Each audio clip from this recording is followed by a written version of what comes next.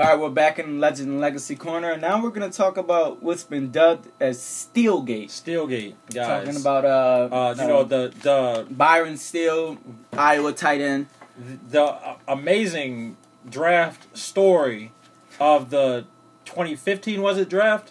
Was Byron Steele, a tight end out of Iowa State, you said? Iowa. Dude, has the potential to be better than Vernon Davis, Jimmy Graham, Gronk. I mean, we have arguments combined. That he's already at 6'6", 260 with that kind of speed. Dude runs a 4.3. But that's a getting away from the point. Benches 430 pounds, squats 700. Dude is ridiculous. Apparently, during draft day, there was a situation where the Steelers drafted Steele at number 3.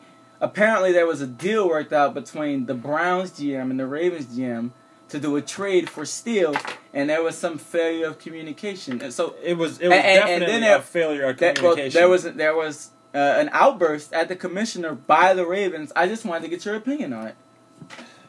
The Ravens were appalled and disgusted by, I guess, the miscommunication flaws and the commissioner failing to acknowledge that this trade was going underway.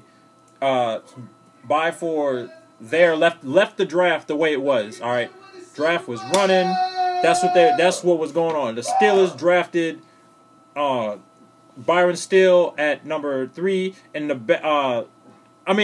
unfortunately, I didn't really see the issue with the Browns drafting the quarterback that they desperately needed at number 2. They don't have a QB. They freaking signed Ryan Mallett in free agency. The fuck he gonna do? He ain't shit. So you tell me they didn't need this quarterback? Look, I'm going to answer the question, something that my colleague has problems doing. The question is, what was your reaction to the Ravens owner? Listen, all right, Ravens owner, all seriousness, with all due respect to the Ravens owner, the head coach and the organization, but I basically said to him was to piss off, all right? What was done was done. And at the time, the Ravens owner wasn't trying to hear that. So I had to deal with it the way I had to deal with it. Do I need to remind you that the Ravens, who traded to get the number 7 pick in the draft, traded away Terrell Suggs, had the number 7 and 11 picks in the draft.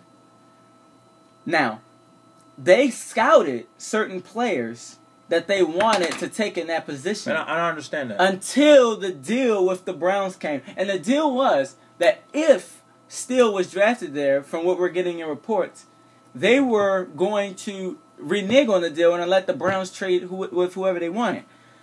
But some guy in the Browns organization thought it was okay to draft a quarterback. Draft a quarterback that some guy in the Browns organization thought they needed, which they did. Now, you're missing the point here. I understand the point. The fact of the matter was, the Ravens were supposed to draft Steele. What this did was, I was perfectly okay with the Ravens' reaction because this was a guy that they coveted. They strategized the way around it, and what did the commissioner say? Oh, well, there's nothing I can do. No, there's always something you can do. You're the commissioner. Your job is to resolve these issues. You want to know the issue? He wanted to delegate it away to the team. You want to know the issue with he said, handle it among yourselves. You want to know the issue with former Commissioner Roger Goodell? Nobody liked his fucking ass because he did shit like that. That motherfucker had too much fucking power, all right? Back in 2012 with the fucking Bountygate with the fucking Saints, he fucking ruled that shit, alright? He basically ruined this organization. You know what their season was? They went fucking 8-8. They missed the playoffs. The problem is when you delegate those responsibilities to the teams, you know who really won in this situation? It wasn't the Steelers and it wasn't the Ravens. It was the Browns. What did they lose? Not only do they get the quarterback of the future, they get the best running back in the draft in Zoe Hood, and they also get a second-round receiver that the Ravens had to trade back to them because of draft rights.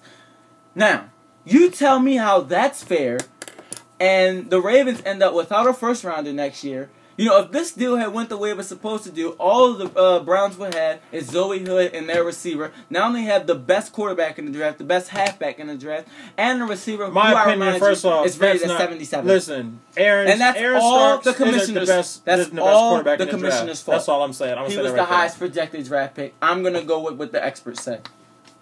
See, that's the problem. Going with what the experts say.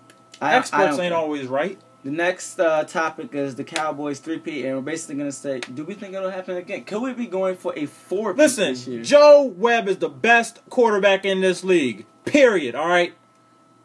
Nobody's better. Nobody's better than Joe Webb. You are way off. Who is better than Joe Webb? You're way off here. Who's better than Joe Webb?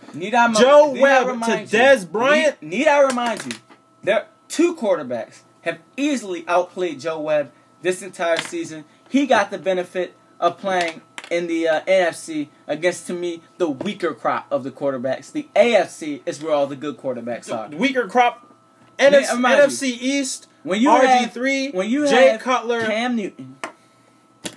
Cam Newton sitting in this AFC, easily the best quarterback in the NFL. And another guy who was the runner-up for MVP, and Terrell Pryor.